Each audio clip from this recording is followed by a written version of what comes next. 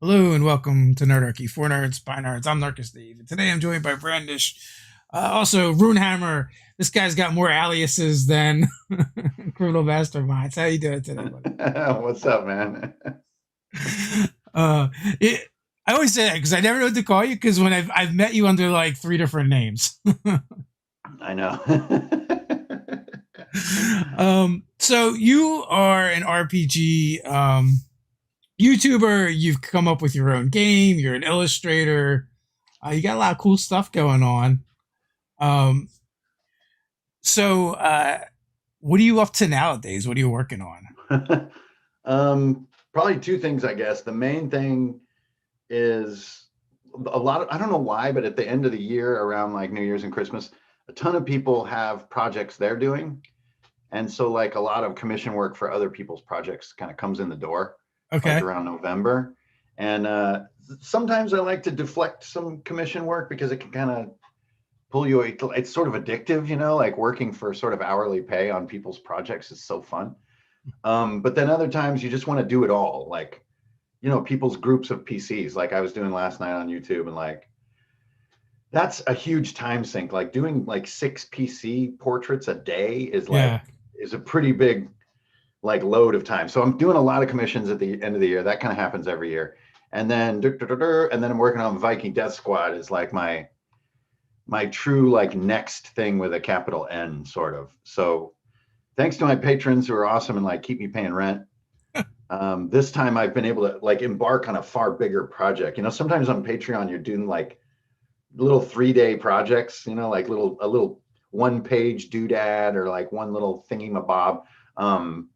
But Viking Death Squad, for one thing, I've been working on it already for like 3 years.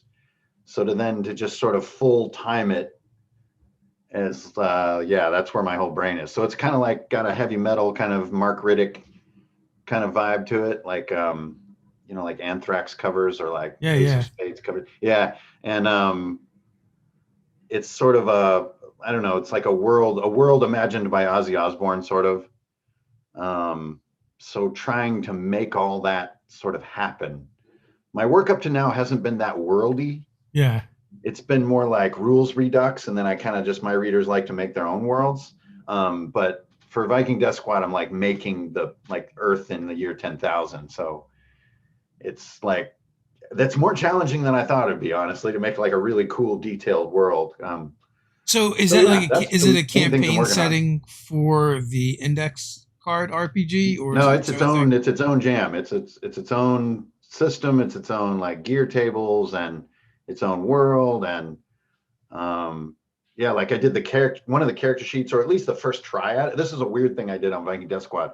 I did the character sheet before I did almost anything else, and so then I'm trying to build the rules to fit the character sheet. So the character sheet is like this kind of heavy metal, kind of crazy. I don't know. I just kind of went with it. Like, what would be Yeah. cool? Like, I've been missing the old like BattleTech sheets where you used to fill out the little heat bubbles. Remember that shit? Vaguely, it's been a long time since I looked Or at any like BattleTech. you would take like area, like located damage in Uh BattleTech, and you'd fill huh. in these badass little bubbles on your little mech. And that's kind of was my starting point, my starting place when I went to like build the RPG was those bubbles. I love those bubbles. That's an interesting place to start. You're just like, what do I need? Bubbles. I need those bubbles. I want to check those bubbles off. In the newest version of ICRPG, we have a mastery system. It's like every time you roll a nat 20, you fill out a little bubble. And if you get 20 bubbles filled, like you upgrade all your skills and feats and stuff. And you wouldn't believe how long it takes to roll 20 natural 20s. Like I'm talking months. Yeah, yeah. It's insane. Like we're terrible at rolling dice, or like that's about how long it takes everybody. But Yeah, yeah, those well, bubbles, you man. think about it, like even if you rolled two a session, right? It's still like Yeah, 10 that's 10 sessions. sessions. So I don't know how often you guys are playing, but 10 I sessions is like 2 months. Yeah, I'm like terrible at rolling dice anyway.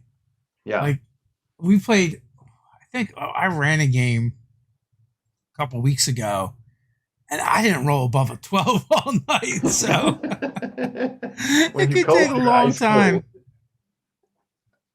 Could take a long time for sure. There's always that dude too. I swear, every single group has that person who just can't beat a 9 for an entire session, and they're all forlorn over in the corner. You know, I am that guy I am sometimes. that. So you start strategically planning your characters of like, how can Totally. I not roll Well, I'm stuck dice? anyway.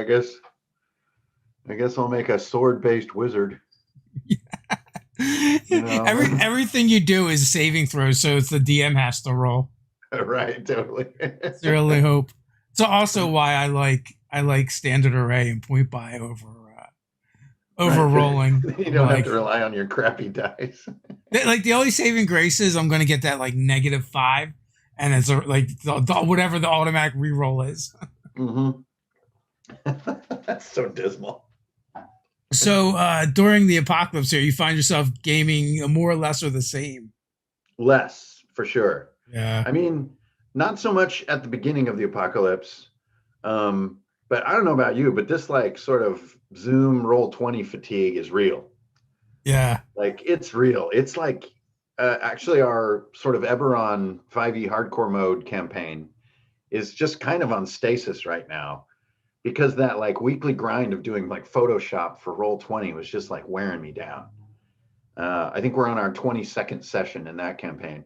And I was just like, guys, I'm going to call like a roll 20 break for like a month or two. I don't know. It's Honestly, just kind of not what I signed up for as far as like what this sort of hobby is at its root. It wasn't yeah. necessarily a computer hobby. It was supposed to be like a at the pencil and paper thing. Interact with people in real life. Yeah, yeah. So like at first, roll 20 is like, well, it's great to have friends all over the world. So you definitely want to be playing online. But to only play online is just kind of like, I don't know, it kind of makes me want to tear my face off. I know, like so I'm usually involved in anywhere from 2 to 3 games a week. Hmm. And generally like 2 of them would be online and then one would be in person. So it kind of and the online ones generally were shorter, like a couple hours.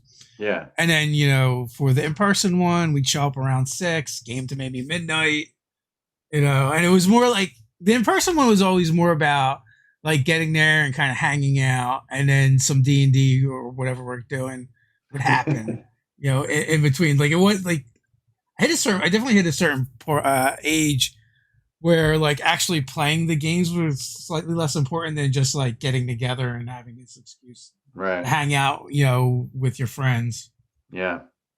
Yeah, and it's just like I think there's some kind of lizard brain thing going on where a screen doesn't quite give you the social neuron firings that Yeah. like, joking around with people does.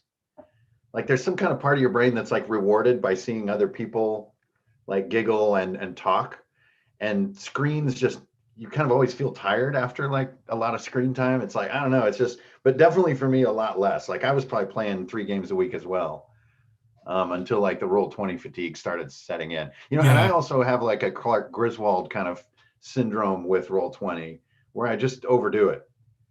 I need 250,000 individual bulbs. And so it's Yeah. like I find myself like, okay, we're coming up and they're going to have an encounter at this tower. So I'm going to look around on the internet for some tower art, and right away I'll be like, none of these wizard towers look like what I had in mind. And then you I, draw it. I'll have to paint part of it, Photoshop in this other piece of concept, and now I'm going to need this like destructible piece of the tower that I can pull away so you can see the floors inside, and it just like I get kind of out of hand with it. Whereas at the table, I'm actually, as a game master, I'm known to be super sloppy, like almost the opposite. I like doing Sharpie drawings on index cards and saying, this Yeah. is a mountain, like, so that weird, like twitchy part of my brain that wants to do the Photoshop correctly for roll 20. So it looks kind of like, like a presentation. It You was just think eating my brain, just wearing me down. do you think maybe that's because like you're a freelance illustrator and you work on the computer, so once you sit down on the computer it's like your brain shifts to like, oh, we're doing Yeah. this thing. Yeah.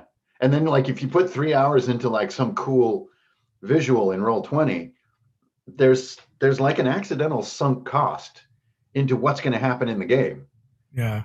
I mean, you don't want to do all that cool shit, and then the players are just like, actually, we are kind of thinking we were going to go over to the valley and do this other thing. And in a normal game, you'd be like, great, you guys get on your horses and you're heading over there. But in Roll20, you're like, well, fuck, I just made this awesome wizard tower shit. You know? So it does lead you into this like a little bit of like not healthy railroading, I think. Yeah. At least with the mind traps I've been getting into. So I started feeling that, and I just wanted to sort of back off of it for a second. Feeling that I was like, railroading them toward my cool new presentation.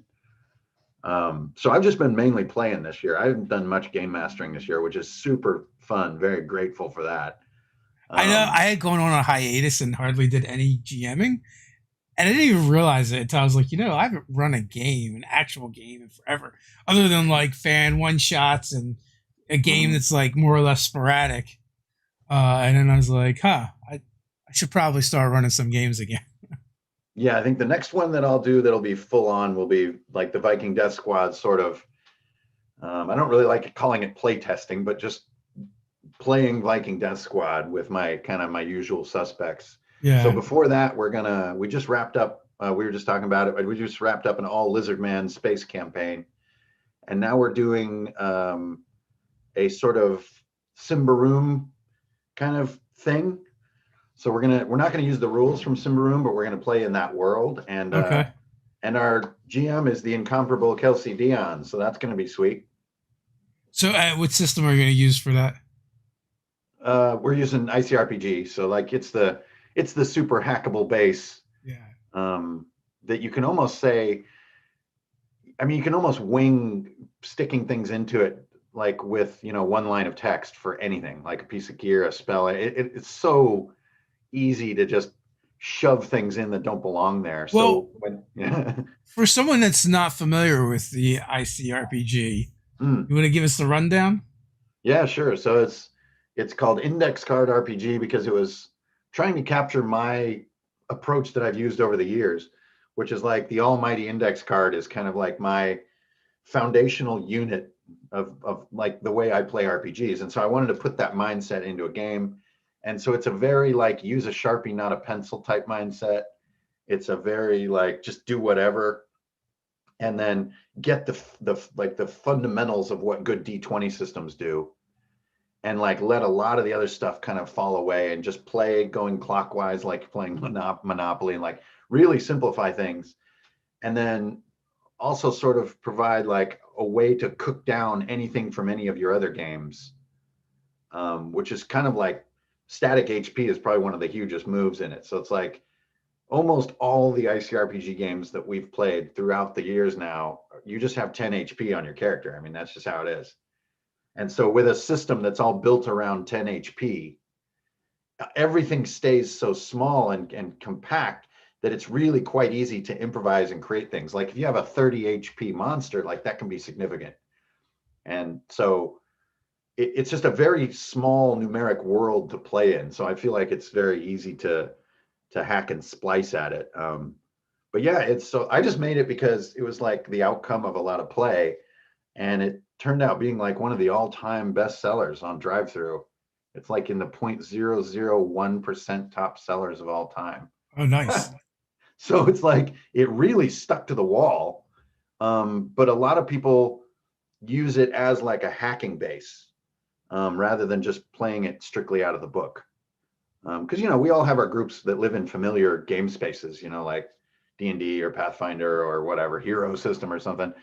So yeah, I think probably the most successful part of the book was like the GM section, which kind of I felt like got some skeletons out of some closets about how to design spaces, and a lot of that came from my work in the video game industry, of designing like pulls and designing like mob chain reactions and using space in a visual way. So I didn't know you worked in the video game great, but it's industry. also been 5 straight years of playing ICRPG like every single week. So that's kind of where Viking Death Squad started gaining new traction of like being my next sort of large scale project. And I've had little ones in between, but yeah. So if you don't know Index Card RPG, you can also get like the first 80 pages of it for free. And decide if you want to really get the true core of it is free. So if you want to go find that, it's called the Quick Start. The second edition Quick Start for ICRPG is out there for free. Do you know how many of them you've sold so far? What's that? You know how many of them you sold? How many copies? Yeah.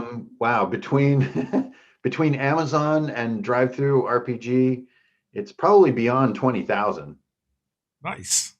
Yeah, it's a lot. So if I was on the had a normal publisher, I would be a New York Times bestseller. That's what I was gonna ask. I was like, how many do you have to be a bestseller?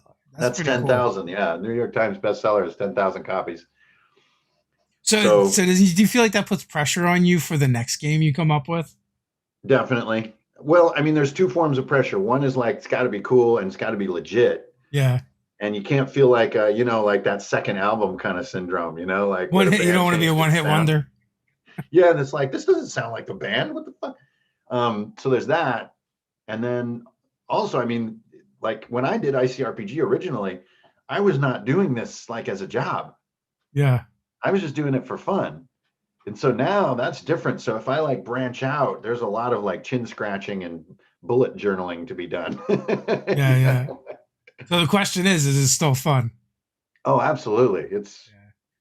I mean, hell yeah.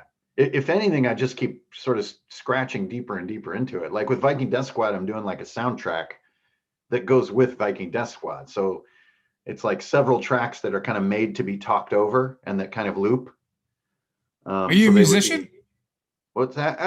I wouldn't call myself a musician, but Yeah. I do arrangements and stuff.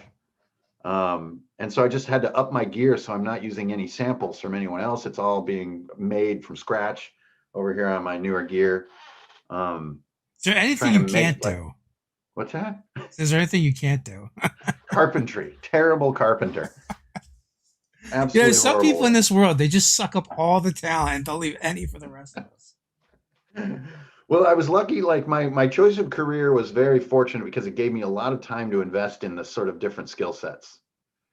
So like when I started in the mid '90s, um, really all I used to do back then was just draw. And like I hadn't even thought about being a writer or getting into music or any of that stuff. But I had drawn since I was like 4 years old. And so then like working in the video game industry, you have like your daily work time to learn from other people who are awesome.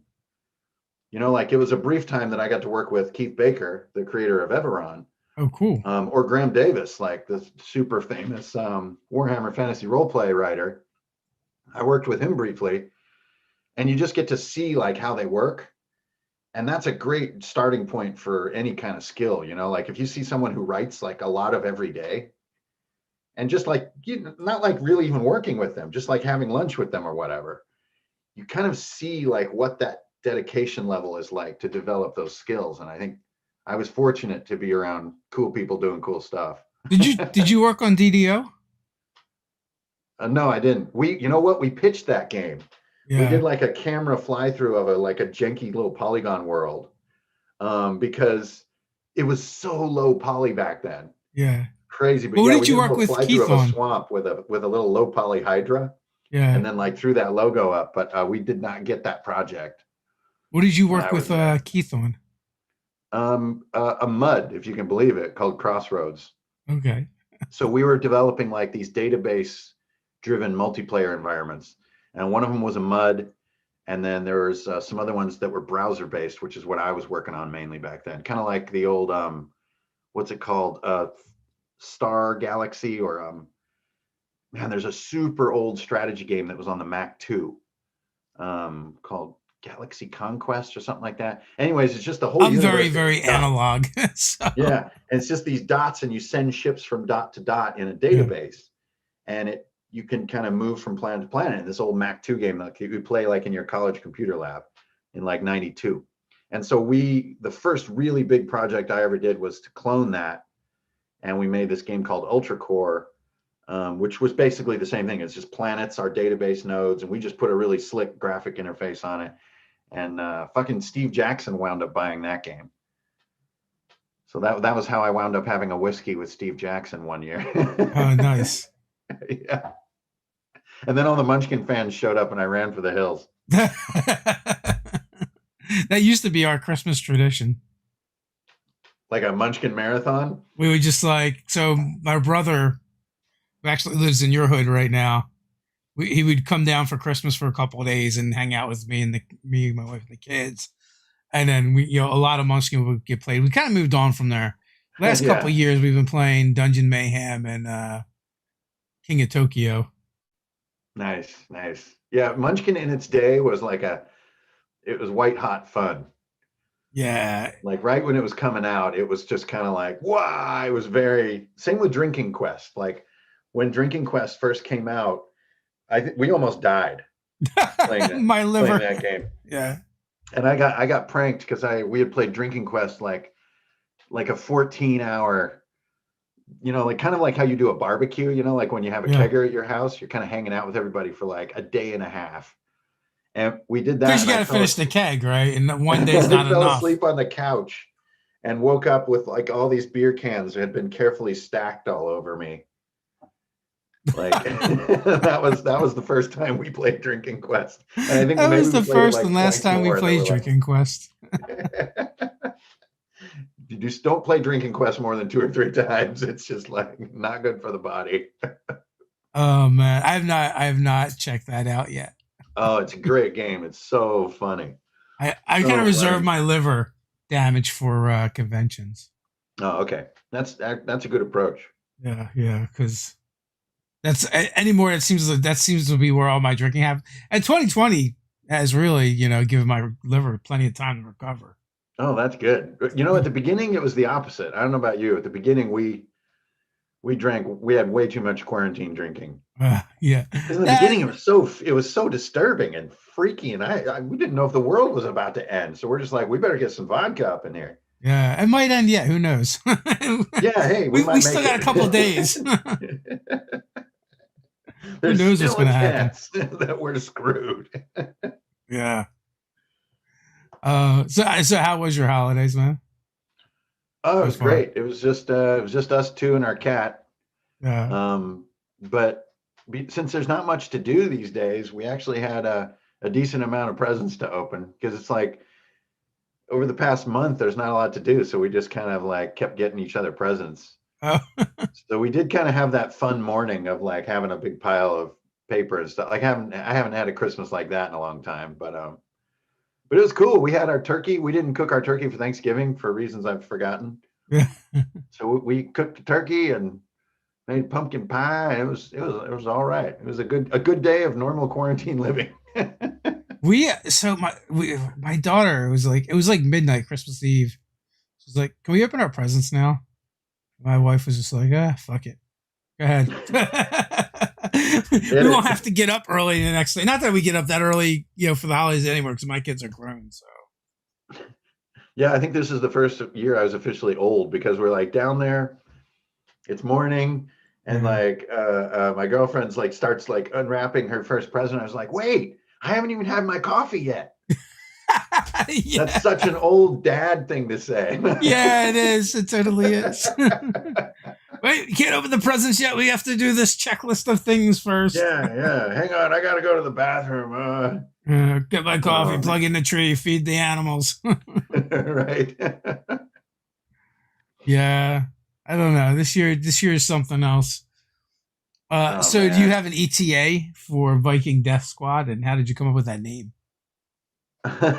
Well, I came up with a name because I the first time I did Viking Death Squad was at AtCon in Tacoma, and I had never run a con game. And I've always been around it and kind of seen it and everything, but I never just because cons are such a strange environment for me to sort of do my style. So Yeah, I just had never broken that seal, but I wanted to on this one because they kind of invited me. And so I wanted to make something that would just be like slam dunky and very high energy and kind of over quickly. So I based the adventure on the song War Pigs by Ozzy. And War Pigs has a lot of very visual like lyrics that just, if you really kind of read the lyrics rather than yeah, just listen to the totally awesome song, like there's very visual elements of a world there. And so I took those and kind of injected my like Vikings with skulls. Um, and it started as like a joke name for the one shot. It's called the Viking Death Squad. Because it just summed up what it was. It's just right. like you're like human missiles that are like launched at the earth. And it just wound up just being the name. I don't know, there was just nowhere else to go. It just completely describes it. Um, Is that another D20 mechanic? yeah, it is. I still think that D20 rollover is like something that's so in our DNA. Whenever I muck about with other things, I have a hard time like living there. The one exception I could say would maybe be West End Games Star Wars, where you Yeah. do multiple D6 rollover. But yeah, I every time I try to do some kind of quote unquote innovative dice system, it just feels like it's being innovative for its own sake rather than for being playable. Yeah, like And you're solving a problem, or yeah, so yeah, like we've been asked about that. Like, are you going to make your own game? I'm like, I don't know. Like, unless I'm solving a problem or plugging some hole I see, I don't feel a need. And I'm yeah, just like, and I mean, and this is not to say anything against people who are making games. It's just me personally. The yeah. the, But the I think impetus for me is not there. solving a problem is a great way to look at like what the core thrust of a good system would be. So like Viking Death Squad, I don't think the problem it's solving is in like success resolution. Hmm.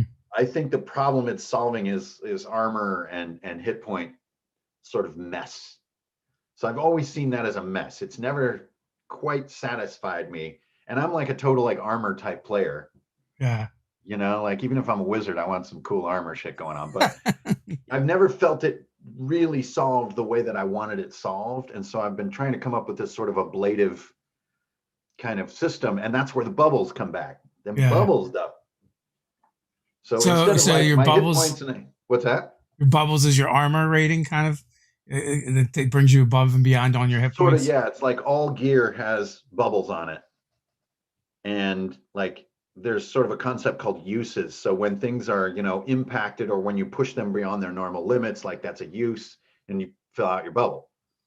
And so you're just index card RPG is very gear based in its progression, but Viking Death Squad is like only it's just a pure gear type mindset. Because most of the characters in Viking Death Squad are these like immortal warriors from across time. So they kind of don't really escalate in the sense of like, a low fantasy character. Like one of them is there's also a novel that's hopefully going to go with the game. And one of the main guys that sort of started Viking Death Squad is this character Olaf, who's like been around since the Ice Age, basically. And he's like been around so long, even when they like reclone him and stuff, like he's just sort of a skull with a beard. He's just they can't quite fully reconstitute him anymore, even though he's immortal. It's just been so long, and so he has these moments where he's always like rubbing his beard like this, and there's like bare cheekbones underneath. And so So like is a character like that to me doesn't grow in hit points and like grow in the conventional sense. So it's like it's all about the gear that you're kind of piling onto these huge warriors. so are these Vikings undead? They sound undeadish. Yeah, I mean, almost everything in Viking Death Squad is undead. Okay. Uh, it's a world that's been kind of torn to pieces by the Illuminati, so to speak, by the sort of the Freemasons. Freaking Um, Freemasons. yeah, and like the spaceships have no windows. It's that kind of world. We look inward, not out. Yeah, well, I mean, I think I'm not sure even what the war pigs are quite yet, but they're kind of these things you never see, these Okay. entities you never see. They're kind of like the Ogdru and Hellboy. I don't know what the fuck they are, but I don't think they have eyes. It's not heavy metal enough. No, no. Well, sometimes it's better not to figure out things like and keep it Yeah, vague. I mean, you mentioned Ebron earlier, and Ebron does a really good job of that. Like, it has all these unanswered questions, these open loops yeah, that you never figure out, and it's never even really clear whether the designers figure it out or not either. yeah. It's just I like, think Wildmount did a good job of that too. Like Wildmount set up a lot of stuff that is not. There's not a lot of endings in that book to anything. But it just sets you up on a lot of like odd paths, which is where my hardcore mode campaign is right now. Is we're at the south edge of Wildmount. nice. I thought you said you were playing Eberron. You're playing Wildmount. I mean, it's the same planet. So in our world, there's like a gravity aberration going on, and most of Eberron actually got flooded. So Okay. like a great deal of Eberron is in ruins or underwater, and like the sort of results of that sort of cataclysm, which is called like the tide. It's like these rising water levels. Wildmount has like managed to stop it. Like Wildmount isn't flooded. Okay. And so they're going there now to try to figure out how and why and who to contact and how they can get a piece of that and try to save Eberron. Yeah. How long has that campaign been going on? That's on session 22. So Okay. that started right when I moved here to Philly at the beginning of the year. We built the campaign and sort of played the first few sessions in the local pub. Yeah. And then that just obviously got smashed. So we've been playing online, and then we went on a break in November, the beginning of November. So we're kind of on our end of year break, and things were getting a little crazy too. Like we were starting to get into like airship territory. Yeah. So And that's a game you're running? yeah, and that uses hardcore mode. So it was actually fun because they've maxed out their characters. So it's a good test bed for like a level 10 max system. So we have combined 10 level caps. So we have like some 7-3 multi-classers kind of stuff. Yeah. But then after that, and there's no more experience, you can only grow by things you find or learn. So that's where we've been living. So like a maxed out character, I think they have somewhere in the order of like 25-ish, 35-ish HP. Because it's hardcore mode and like all the damage is exaggerated and everything. So and we've had 2 deaths that were irrevocable. We had 1 death that was reversed. Our sorcerer got the boulder toss from a giant and took like 80 damage in 1 hit. So he was ouch. liquefied. That'll do it every time. That'll do it. Stupid boulder toss. I had my first death in a while last weekend, not this past one, the one before that. I got Finger of Death in a Ravenloft game. It's just like I think the character had like 45 hit points with an aid spell and took 71. And I'm like, oh, Jeez. I'm just a zombie now. let me just close this notebook. Yeah. I'll go get everybody a beer. Yeah, that's all right. And I think they were gonna let bring the character back, but I'm just like, nah, it's time for a new one. Yeah. Well, there's no shame in dying in Ravenloft if you're playing true to it. Yeah, and the GM was actually nice enough to let the characters find its afterlife. So it's like, he would never come back then if he was able to go to his afterlife. Like, so I was playing this like cleric, this human cleric of Maglubliet, that was raised by goblins, and so like he's been trying to convert people to Maglubliet and Ravenloft, and like his big selling point has been like, you're gonna fight orcs for all of eternity when you die. He hasn't gotten any takers, but once he got the opportunity, he was on board. So that's where he went when he got killed. So they don't want to pull him out of that. No. So he wasn't going to leave that behind. So now he's been replaced by a rock gnome artificer. That his steel defender is a 7-foot kangaroo, and he rides in the pouch. Of course he does. With his little hands. Yeah, pretty much. My last death was my character Case. He was a decker in a Cyberpunk in our Altered State game, and it was a decisive death. Actually, we were trying to get on this transport, and at that point things had accelerated. We were maybe like 15, 12 sessions into it or so, kind of approaching the crescendo, and we basically had been made, like all our cover had been blown, and like in Cyberpunk your cover is critical, and so it's like I had my guys trying to get on this transport, and like I wasn't going to get there. It just was not going well, so I just had to face the music. So I did the kind of classic PC death of like drawing these gunships off of my ally, who was played by JD, and kind of like, over here, the bad guy, look at me, here's the guys you're looking for. And they came over, and like Alex just rolled all these huge rolls on these like helicopter gunships, and they just shredded me. Like there was no space for no point even counting up the rolls, I mean, it was just completely shredded. Sounds And like a there's good just this death. kind of long moment of just like, oh my God. Holy shit, like, no. Like I loved that. The character was basically me. It was like me in Cyberpunk. Yeah. I really loved playing him. But when it happens that decisively, you just gotta lean back and make a good scene of it. Yeah. So yeah. It was hard in our game because like a couple of players were like working really hard to try and save the character or bring the character back. And like I guess I feel like it's like a difference between like modern RPG players and some of us that have been playing for a while.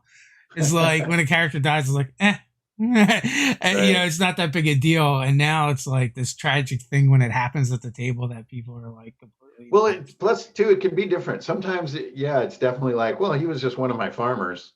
yeah, But yeah, sometimes there is too, like there's a table favorite, and you don't want, nobody wants Frodo to die. yeah, Like we had that with one of Joe's characters, who's this character Hinar, who's like this kind of tall, kind of Ent style wizard guy, who's like a really nice guy, like just a nice character, just a friendly guy. And so when he got eaten like by this giant mouth thing, like we went to the ends of the earth to reanimate him. Just the ends of the earth. Like gave him a mechanical, like part of him was mechanical, and he has like magically sort of reassembled, and he's kind of an abomination, but we just did not want to lose him because he's like such a friendly dude. He's like your uncle or something. But how did you feel about being brought back like that in that fashion? At first he was kind of shocked, because he's like, I think he was getting ready for like, okay, I'm dead, maybe I'll do a ranger next time or something. And we're like, we are not letting this happen. We're going to, if all we can find is a finger, by God, we're going to get that finger. Don't you give up on me, not now. Not now. We will travel to hell and drag you back if we have Totally. to. That's fun. So Andre has a question for me. Do you guys like running Cipher System for fantasy? What are your thoughts after some experience with Cipher System? Have you played any Cipher? I haven't played it, but isn't City of Mist is Cipher System, right? No, City of Mist is No? something else. There's so many games. It's just not enough time. Is Numenera. that- So Numenera is Oh, it's like Numenera. Oh, yeah, with the zany dice. nah, it's just a D20. Oh. Maybe you're thinking of Genesis. Yes, I am. That's Yep. got the weird dice. Yeah, I've never put table time on Cipher. Yeah, so I played a little bit. So like I said, like I realized I hadn't run anything for a while, so I'm like, all right, well I'm gonna run. I don't feel like running D&D because it's like all we play. Let's do something different. And so we're playing in this science fantasy post-apocalyptic Flash Gordon meets Thundar the Barbarian style game using that system. And we've been having a ton of fun with it. But I also think like the group is always so much more important than the game you're playing. Oh, absolutely. Like you can play systems that aren't arguably that good and have a ton of fun with the right people, and you can play the best system. And if you don't have the right table, it doesn't matter. Totally agree. Yeah, the root of all fun, I think, is just the comfort and the familiarity with the people around you. And if you have that, then you can do absolutely anything, and it's fun. That's where you get some of those dumb sessions where nothing occurs, but it's like a session you remember. Just because you're like vaping with your homies, you're like riding the sort of the fun wave, arguing about some cheese factory you're building in your fantasy world or something stupid. I feel like for a lot of us, I can't say all of us, but a lot of us, like the mechanics are the least fun or interesting part of what we're doing, right? It facilitates, right? And it helps to have something that facilitates well. Yeah. But it takes like a special kind of player to be like, that's what they're there for. And that's the part that they enjoy, where I feel like for me, it's just about interacting with the other people at the table. Yeah. And the older I get, the more of that it is. I do like to sort of stare into the infinite depth of my character sheet. Yeah. as I'm trying to figure out how to sort of exploit whatever mechanics may be in front of me, or like find some item I forgot that I wrote down. But the actual like mechanical execution of that, yeah, I think is one of the smallest aspects Yeah. Yeah, of yeah. things. But Like I do love so. a really good character sheet though, and that can be bound to a system. Yeah. You No, know, that's absolutely true. But that's almost like something that happens like before or after the game in my right. mind, not like during so much. But there on the opposite end, there can be a system issue that's the opposite, where it can actually just fumble you up. You know, like I'm that way with anything that rolls under. Okay. I just my brain refuses to learn like that I'm trying to roll under. So Oh I get yeah. like mixed up emotional response. Like I'm like, yes, no, oh no, oh wait, yay. You know, Oh, like I just AD&D must have can't. been a nightmare for you then. Yeah. Sometimes Tell you it. needed to roll low, sometimes you needed to roll Oh high. my gosh. Yeah. I have like I just want to cheer for a high D20 roll. That is just a behavior that's just part of my blood. Yeah. How do you feel So about exploding dice? they're great. Actually, my new character right now has that. So when you get a max, you roll it again. Yeah. Um, yeah, I love that kind of stuff. Yeah. But It adds like another layer of excitement to the table. oh hell yeah, I like storing them too. Like we've played several games now where we use sometimes we call them stims or we call them surge, but it's just like a little D8 that you get kind of like a little chip from the GM Uh, or that you find in the world, and then you just kind of set that aside and you can use it whenever, like on anything. And I love those. I love stockpiling those little guys and then spending your way through them, and kind of gives you a reference on like how ready you are for something big. have you played the new Star Wars or the Genesis system with the custom dice? No, the I was just symbol thing thinking was like hard for me to like get. if you need high numbers, like you know like, any numbers there Yeah, I or know that one fate. was. I really respect that idea. I think it's really cool, like for the right brain, Yeah. but I just couldn't quite get the memory command of it enough to just start sort of, riffing. So it's weird because like someone will roll at the table and then like it's like then you're sorting the dice to figure out what you have. Yeah. So it does add this other element where it's like kind of about the dice, which isn't Mhm. very immersive, but at the same time it's still kind of fun. So I don't know how I feel about that particular aspect. I know we've played it and we've had a lot of fun with it, but you know Mhm. the dice themselves can be a little disruptive because you know you're building these dice pools, and depending you know on what you've got to bring to the table, they can be pretty large. And you know, so then you're sorting them, figuring out things, and the concept of having successes and failures combined is kind of cool. But it just puts a lot of emphasis on the Right. rolling of dice at the table as opposed to the story and narrative elements. Yeah. Yeah. I mean, we've gotten into such a groove now. Poor Andre, we're just like jamming right off from Cypher System, but we've gotten in a real groove where like there's pretty much like you kind of say a line and make a roll and kind of get the outcome, and that's a turn. Yeah. And it's like follows such a rhythm just because you play with people a lot. You get into that thing of like, well, okay, we've been talking a little while, but it's your turn. You haven't made a roll, so figure out something to roll on. You're like, okay, I guess I'm looking at these rocks here. I'll Yeah, roll we're not here wisdom. just telling stories. Yeah, totally. There's the G part of it. How did you get into RPGs? Oh man, well, probably by drawing. Um, like drawing is just the root of like how I've spent most of my existence. So what it must have been about 87. Um, and I had come into drawing when I started getting more serious about it, like in geez, third grade or so, is when I got into TMNT, the old black and white TMNT books. And like a lot of kids my age, then like being able to draw that really stylized look of TMNT was a lot more approachable than trying to draw like real looking stuff, like art Mm. school looking stuff. And so like a lot of kids, kind of like somehow some kids like learn to draw like by drawing anime. I learned on TMNT and then found out that TMNT had an RPG from Palladium. and really did not know what that was. And since like you couldn't, this is when you couldn't order things really online at all. There was no online, like you don't No. order things at all. You go to the store and hope. So basically, I heard about the TMNT RPG and I thought, ooh, I want to see the art in that because I would collect the comics and stuff. And went, and when I guess I was probably 13, and no TMNT RPG, but they had rifts.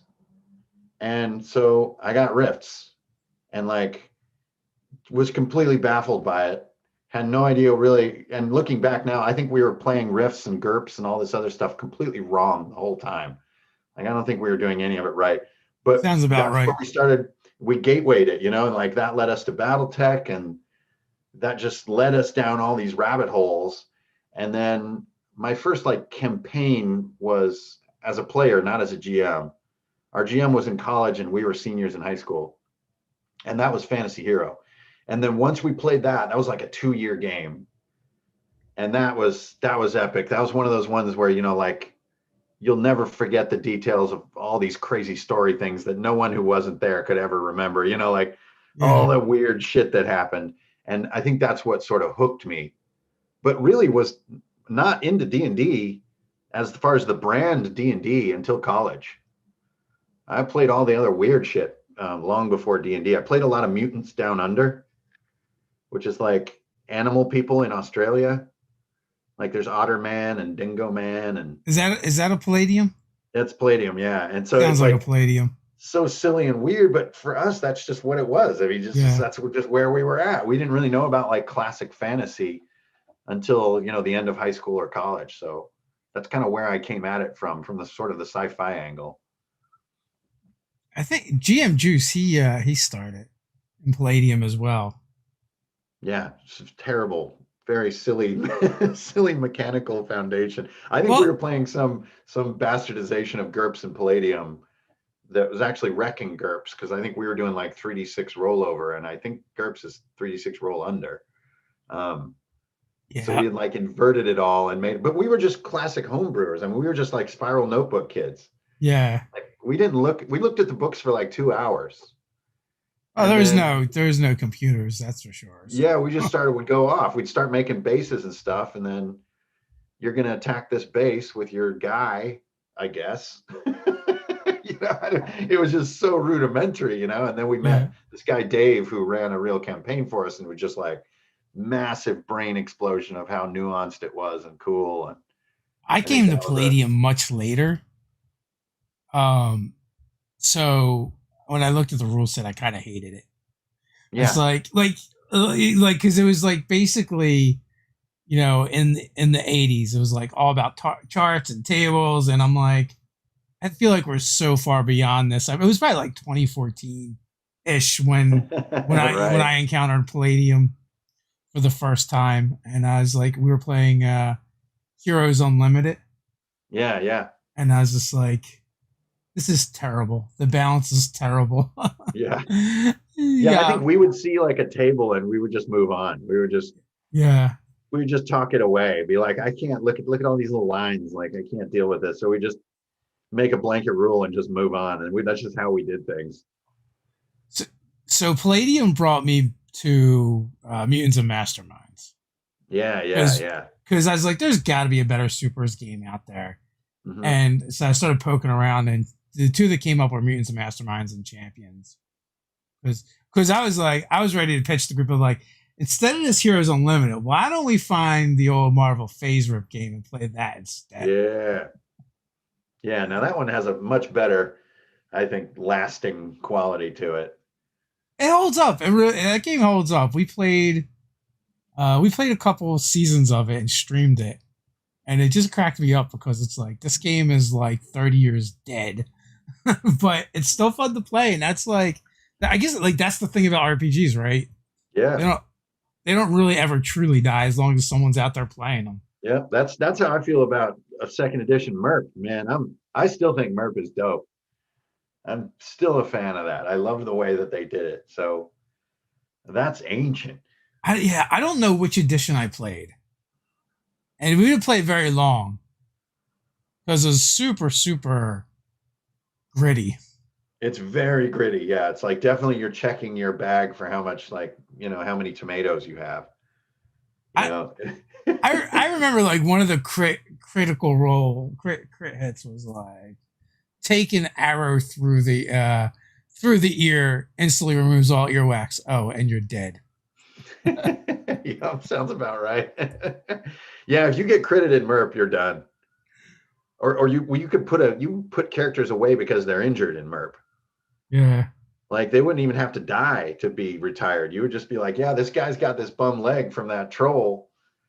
He's useless. I think we'll just drop him off in Rivendell and let's move on. Yeah. I'm not a fan of systems that are like super crunchy and it takes like a long time to make and invest in your character and then they can die in the first 30 seconds.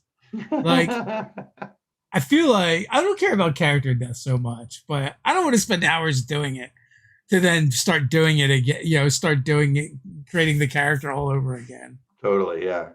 Uh, if that makes sense. So as I get older, I'm more into the rules light. Yeah, I think as I've played on and on, I think kind of to what we said a little earlier, like the number one thing for me that makes a game great will be the chemistry between the people. Yeah, And if they are like elbow to elbow type people who are like bound together by, like almost like a family level kind of dedication to each other, it's fun. It's just always fun. I don't like any kind of intergroup complexity or conflict of any kind. I don't like any of that stuff. I don't like being bad guys. Um, I don't even like if it's like you just met. Even that's a little hard for me. yeah. Like I like a group that like we've been together for like 20 years. We've been through everything together. We die for each other, and now let's start this campaign.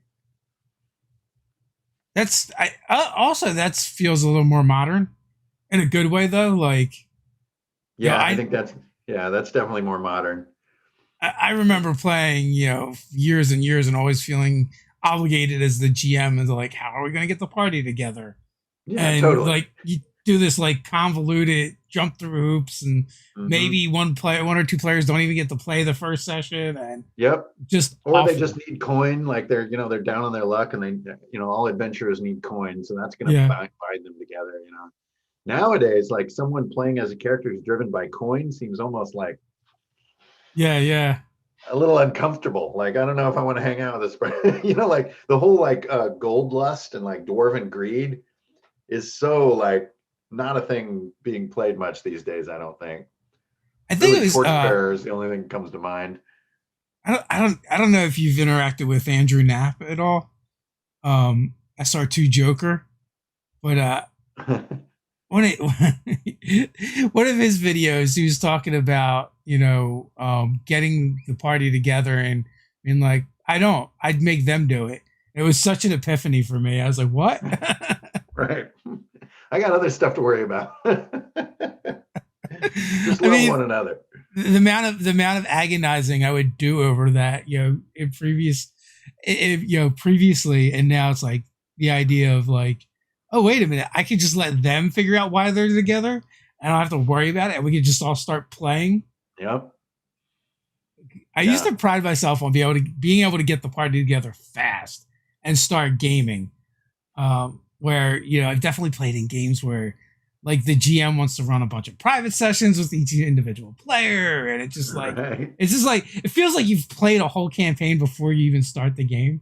Oh man, that's a little rough. Yeah, yeah. And it's definitely a style, and if that's what people enjoy, that's fine. The one good thing about on that note about the online life is like Discord and stuff is a really great place to do the pre-session stuff. Yeah, Like arguing and like almost play by posting and then like improv riffing is so easy in text because you don't feel like you're on the spot.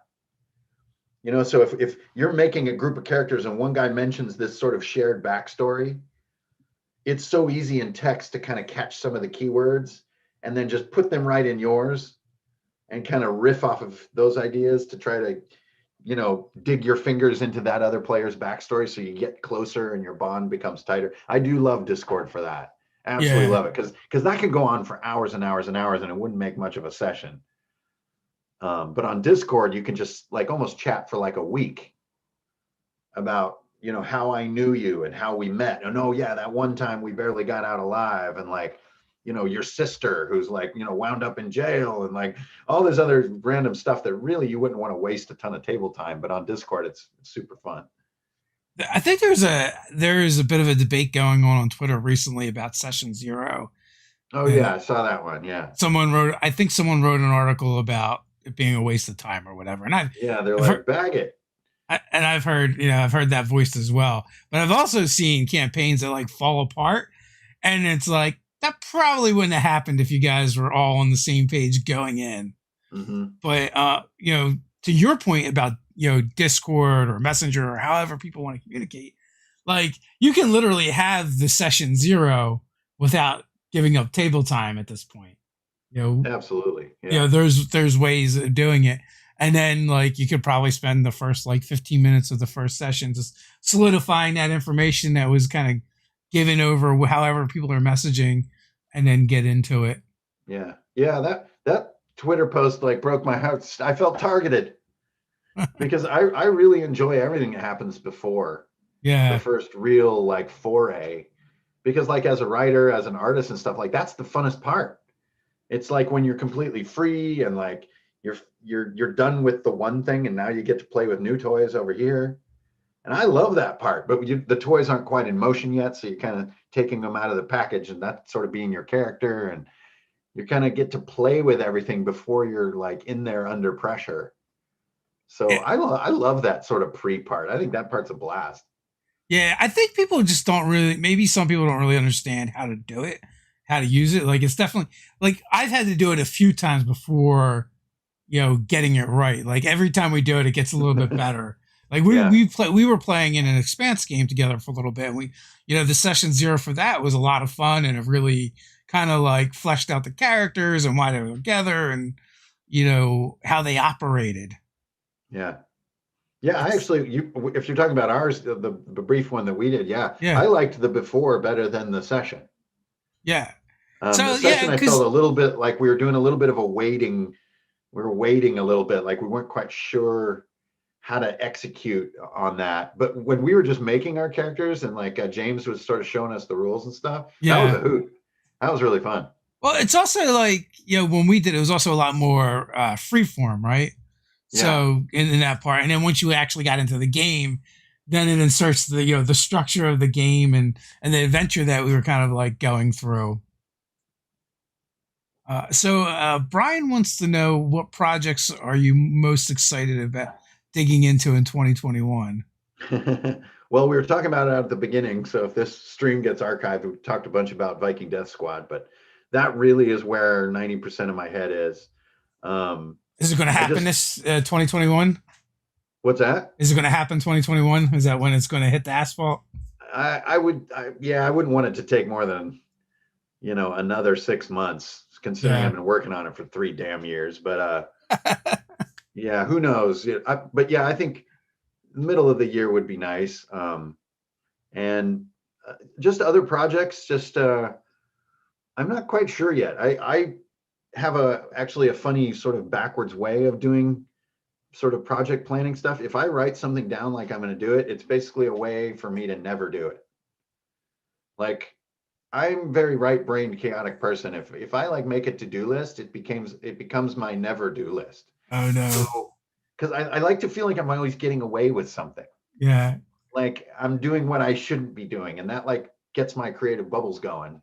Um, so I don't really know fully what's going to be going on in 2021. I mean, I think honestly, it's getting very hard to see the future right now for everybody. It's hard to know if like, are we going to like have cons returning? If like, is it going to be in the fall? Is it like, will I have a table group that I can do in 2021? Like, will I lose my will to live in 2021? I don't know. So it's hard to tell. I know I'm doing Viking Death Squad, especially having fun, like doing the audio for Viking Death Squad, and doing the art. like kind of setting out on this journey to learn this kind of heavy metal style. Like I mentioned, Mark Riddick. Yeah. And that art style is no joke. Like you need like legit time and drawing skills to execute that heavy metal style. So I've been trying to just do warm-ups and try to learn some of the tricks that he does and like get into a sort of new style. So are you gonna do all the writing and all the art and then this music stuff all yourself? Yes. And then if I can, the hardest part of the whole project is trying to do a novel along with it. Seems like a lot, man. Novels are Not gonna tough. lie. Well, Are you gonna kickstart the project or are you just gonna do it? No, I'm kind of off the Kickstarter thing. It's not healthy for my brain to get paid up front. Oh no. My brain wants to get paid when the lawn has been mowed. You know what I mean? If Yeah. I get to $20 and I've just mowed a little bit of the yard, it's like it might be done next week or something. Like it's just not good for my head. Like I like to get paid at the end of everything I do, even like commissions and everything I do. I only want to get paid when the customer is 100% happy. Then I get my pay and I sort of check it off and I move on. And like Kickstarter just did not, I did well on Kickstarter, but it's just not healthy for my brain. Yeah. The So I motivation. prefer to just, plus I'm at this point, I'm kind of like an established publisher. So I don't feel I need to get resources ahead of doing what I'm doing. I will say, plus, like, they're a lot of work too. yeah, they are. I will say though, having the money to work with could mean like not doing freelance work, so you could just focus on the one thing you're working on, which is a lot when you're doing everything yourself. Compared to, for us, it was more like orchestrating things, and getting people to get things done, which we're still working on. Yeah, if you're contracting your art, I mean, yeah, Kickstarter would be huge. Yeah, but you still need to eat while you're drawing to make the thing happen as well and doing the writing. Yeah, well, I've been fortunate in my sales and in my patronage, Yeah. so that I'm well taken care of on bills. It's more a matter of if you can continually press these boundaries. So it may sound crazy like doing this sort of interdisciplinary, sort of bigger project, but to me, those are the boundaries that I need to press Okay. to kind of maintain this, I don't know, this sort of brand that I'm trying to do, which is like a very, I don't know, sort of skeletons out of the closet type approach to creativity. Being like, okay, I'm going to try stuff I may suck at. Let's go together, whoopity doo. So, I definitely grow a lot slower than I could if I did more kind of hand waving with my work, but I'm kind of just very work focused person. Yeah. So, Nice. yeah. So we are just past the hour mark. Any final thoughts before we head on out? I don't know. It's great to talk to you as always. Just want to wish everyone what I'm going through right now is like try to see some rays of light in 2021 and like spread it around a little bit. So like we just did our like sort of end of year journal, where you mark down the things that you're still happy about, even though 2021 it was like the worst year of all time. Yeah. And then you write down your little things that you want to do in 2021 with little check boxes next to them. Like someday you're going to check that little box. And this year that routine was very difficult. Like, so I don't know. I want to just see people again in 2021. That's my big dream. I want to get back to like hugs and handshakes.